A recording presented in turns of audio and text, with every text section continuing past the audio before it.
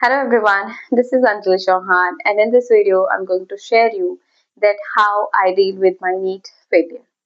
So it was a request of one of my subscriber that he wants to know that how I deal with my NEET failure. So before I tell you that how I deal with my NEET failure, I just want to tell you that how I convinced to become a doctor. So I was only 10 years old and I was in class 5th and I decided to become a doctor. I do not know why, because without having any experience and without knowing much more about education at that time when I was only 10 years old, why I decided to become a doctor. And I found this answer very late in my life that it's because of maybe I was having conditioning at that time and it was having environmental conditioning to me at that time. I convinced myself to become a doctor. And that's why I taken biology as my core subject in class 11th. But by the time I just grown up, I have a keen interest in biology. I have a keen interest in research. I have a keen interest in knowing the things which is related to biology. Human physiology was one of my best topic. Reading and learning more about medicine is one of my best topic. And learning more about the soil, learning more about the plants was one of the best topic. I usually have a keen interest in all those topics. So that's why I prefer to, take biology as my core subject. And along with my graduation, I started preparing for my NEET exam. So by the time I was preparing for my NEET exam, in my fourth attempt, which was my last attempt, I didn't qualify my category, my list by 20 marks. And it was a devastating moment for me at that time because I decided to become a doctor while I was only 10 years old. And इतने लंबे समय से अगर आप किसी गोल के oriented action लेते हो और आप मतलब परपेचुअली वही काम कर रहे हो, उसी के बारे में सोच रहे हो, वही कर रहे हो, एंड एट द एंड आप इतना करने के बाद आपको वो चीज नहीं मिलती है, so you become devastated. And it was a moment for me after having that exam, after cutoff came. So for 2 3 months, I was in a condition that कि अब मैं क्या करूं? Because बचपन से तो यही सोचा था कि डॉक्टरी करनी है. बट अगर अब डॉक्टरी नहीं करनी है तो दूसरा क्या करना? क्योंकि अगर मैंने पहले ही सोच लिया था if I'll become then I'll become a neurosurgeon. If not then I'll not join any other field of medical. मैं कुछ भी और नहीं करूंगी मेडिकल में अगर मैंने ये नहीं किया.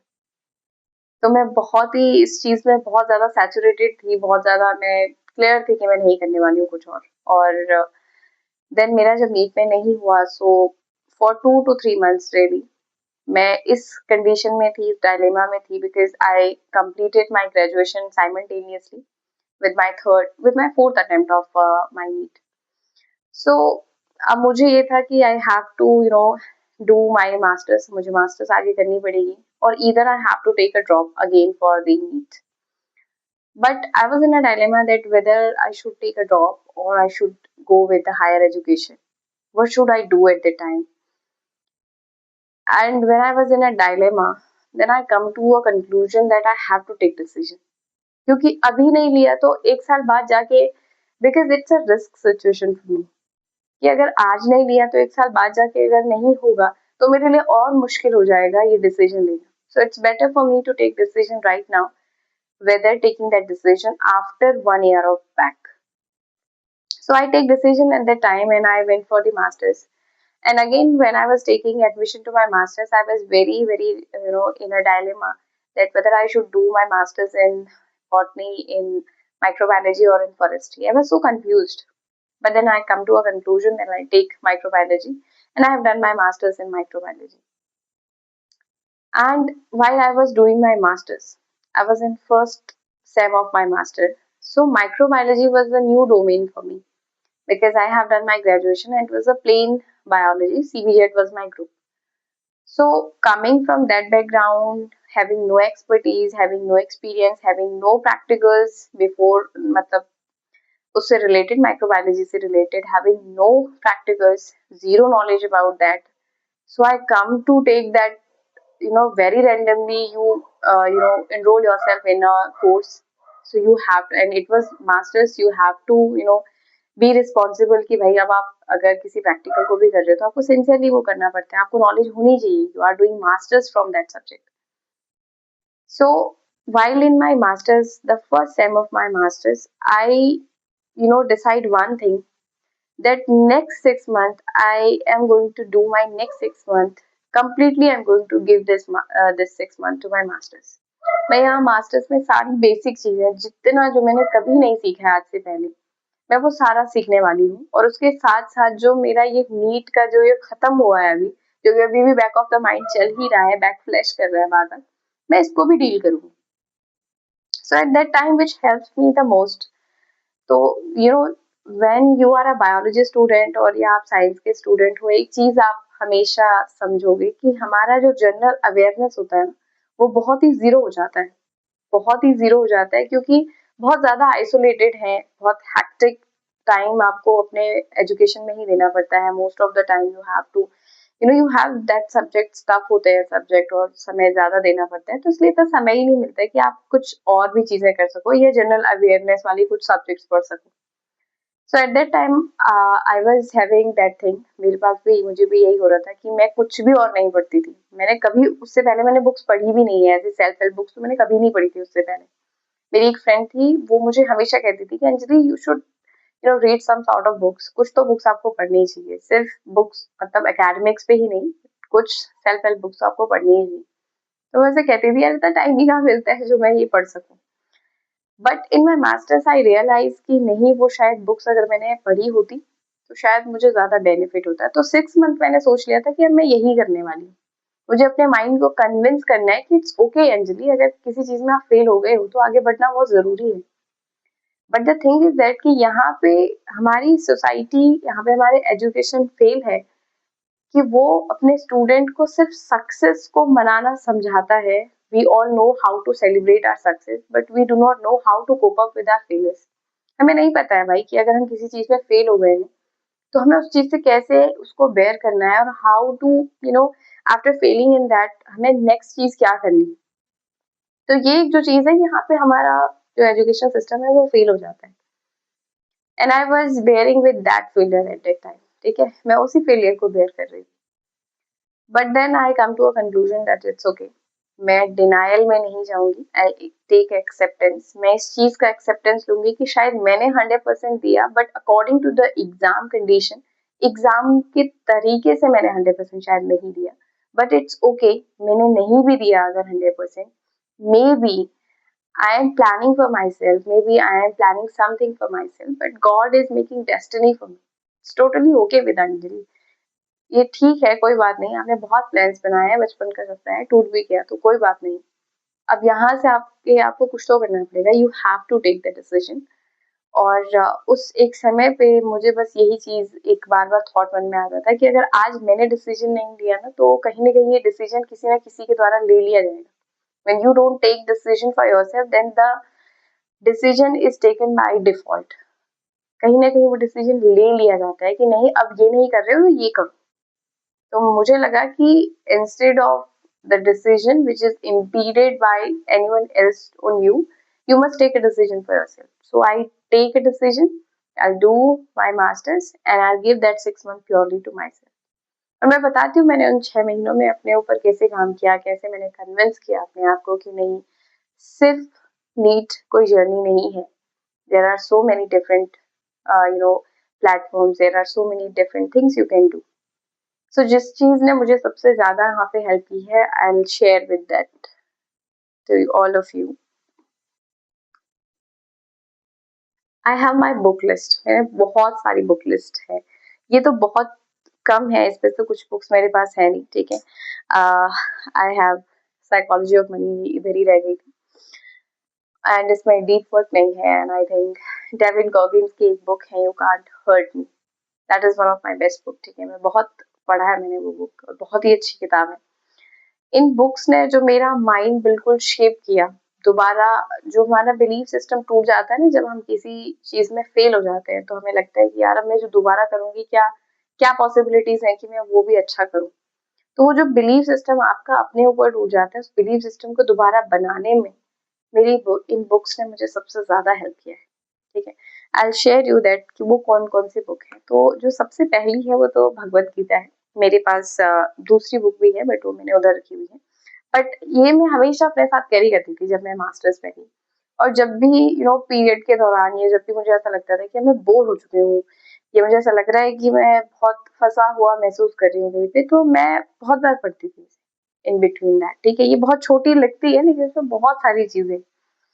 द सेकंड बुक जो मुझे लगता था कि मेरी हैबिट्स के लिए जो मैंने पढ़ी है, एटॉमिक हैबिट मैंने पढ़ी है, और मैं इसे आज भी कई बार रात में सोने से पहले पढ़ती हूँ। पावर ऑफ सबकॉन्शियस माइंड, ये मेरी सबसे बेस्ट बुक्स थी, बेस्ट बुक में से एक है।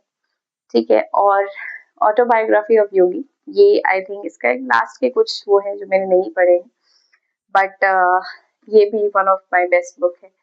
और the magic of thinking big, ठीक है, ये बुक तो बहुत ही ज्यादा अच्छी लगती है मुझे। आई थिंक बिलीफ सिस्टम पे जितनी ये बुक बात करती है, आई डोंट थिंक सो कोई और करती है। बट मेरे लिए तो ये सारी books one of the best book थी। एंड डीप वर्क शायद इसमें नहीं है। डीप वर्क पे भी मैंने काफी पढ़ा उसके बारे में, और वो बहुत अच्छी किताब है। और इसके साथ साथ जो इम्प्लीमेंट मैंने खुद में किया है वो है राइटिंग। I started writing. ठीक है, मैंने बहुत लिखना शुरू किया। मैं जब मैं ग्रेजुएशन में भी थी, मैं तब से भी मैं पोएम्स काफी लिखती हूँ। बट मास्टर्स में आने के दौरान तो मैं बहुत ज्यादा ही लिखने लगी। ठीक है, क्योंकि अकेली रहती थी most of the time. We I study here, और इस रूम में मैं अकेली ही रहती हूँ।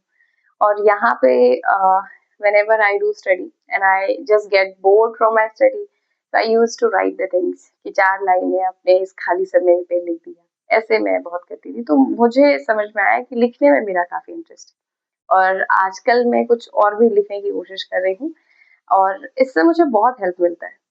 तो लिखने में भी यहाँ पे मैंने एक सम सेट्स ऑफ बुक रखी है, इतनी सारी है ये। और इसमें मेरी 2025 और 2026 की डायरी नहीं है, बट ये जो डायरीज हैं इसमें मैंने अपना हर दिन कोट किया है कि 2023 में जब मेरा रिजल्ट आया तो रिजल्ट के बाद कैसा फील हो रहा है, और वो जो 2-3 महीने हैं ना जिसमें बिल्कुल ही कुछ नहीं हो पा रहा है, मैंने वो भी इसमें कोट किया है। और यू नो बहुत सारी ऐसी बुक्स भी हैं जिनको मैंने यहाँ तो नहीं बताया है, बट मैंने ऑनलाइन पढ़ी थी। दैट इज द मैजिक, एक बुक है बाय रोंडा बायन। बहुत ही अच्छी किताब है। आई थिंक ग्रैटिट्यूड और लाइफ के ऊपर जो वो बुक समझाती है, वो कोई इतने सिंपल वर्ड्स में आई थिंक कोई और बुक नहीं समझाती। उस बुक से मुझे समझ में आया कि yes, exam is important, money is important, fame is important, success is important, but the most important thing is you yourself. अगर मैं ही नहीं रहूंगी तो ना ही एग्जाम है, ना ही सक्सेस है, ना फेम है, कुछ भी नहीं है। जो सबसे इम्पोर्टेंट चीज है दैट इज मी। तो ये जो एक सेंट्रल मैसेज है द मैजिक, वैसे वो ग्रैटिट्यूड की बुक है। वो हर समय आपको ग्रैटिट्यूड करने के लिए बताता है कि हर दिन आपको you must make a list of gratitude. Journal आपको बनानी चाहिए, और उसमें आपको सोचना चाहिए कि आप किस चीज के लिए थैंकफुल है। तो मुझे समझ में आया कि यस, फेलियर है लेकिन ये लाइफ का पार्ट है। ठीक है, और failure is not opposite to success, it is part of success. जब तक आप फेल नहीं होंगे, आप रियल मीनिंग ऑफ सक्सेस को नहीं जान पाएंगे। तो ये मैंने अपनी जर्नी में किया है, और इन्होंने, ये बुक्स ही है जिन्होंने मुझे सबसे ज्यादा हेल्प किया to rebuild my belief system. जो हमारा टूट जाता है बिलीफ सिस्टम, उसको दोबारा रिफॉर्म करने में these books help me a lot. और शायद उस समय पे कोई पर्सन या कोई फ्रेंड या पेरेंट्स शायद वो चीज नहीं कर पाते जो अकेली मैंने मेरे लिए की। और I think certain point of your life you become alone, and that is the important phase of your life. और वहां पे आपको अलोन रहना जरूरी है, क्योंकि वो अलोननेस में जो आप अपने साथ, जो अपने अंदर जो आपका बैटल चल रहा होता है, उसको जब फेस करते हो खुद में ही, आई थिंक वो अगर आप जीत जाओ तो आप जीवन में हर चीज जीत सकते हो। तो वो जो silent battle which was going inside my mind, inside me, I deal with that with using all these books. These are my treasure hunt, और इसे मैंने बड़ा यूज किया है। ठीक है, तो that's all about my journey. और अगर इसमें और कुछ मैंने किया during my time, so I have done meditation. तो मेडिटेशन बहुत किया है, और इस चीज को मैंने अपना हथियार बनाया है कि before I go to sleep, I use to read some sort of books, कुछ पेजेस में पढूं, ताकि दिन का जितना भी होता है ना हेटेरो सजेशन जो हमारी सोसाइटी हम पे दे रही होती है बार बार, हमें चाहिए नहीं वो, लेकिन वो बताती है कि हाँ ऐसे होता है वैसे होता है। तो वो जो सजेशंस है उसको डील करने के लिए, ताकि सोने से पहले मैं एक गलत उससे ना जाऊं, मन में कुछ चीज रही ना मेरी, I use to study 4 to 5 pages of a book daily before going to bed. ठीक है, तो ये कुछ चीजें मैंने की हैं। आई डोंट थिंक इससे ज्यादा मैंने कुछ किया है। और take decision for yourself. Sometime taking decision is the best decision. ठीक है, तो आपको लेने चाहिए डिसीजन, और मत घबराओ डिसीजन लेने में। आज के समय पे हमें लगता है कि हम बहुत बूढ़े हो गए हैं, हम अब कैसे करेंगे काम या तब कैसे करेंगे काम, बट कभी भी ऐसी कोई देर नहीं हुई होती है। करते जाइए, बस एक दिन आएगा और आप कर जाओगे जो भी आप करना चाहते हो। You will do that thing, just wait for that one day and always work for yourself. No matter कौन क्या कह रहा है, इससे कुछ फर्क नहीं पड़ता है। आपको अपने लिए अच्छा सोचते ही रहना चाहिए, सोचते ही रहना चाहिए, एंड एक पॉजिटिव बिलीफ सिस्टम को आपको स्ट्रेंथन करते ही रहना चाहिए। So thank you all of you, that's all for today.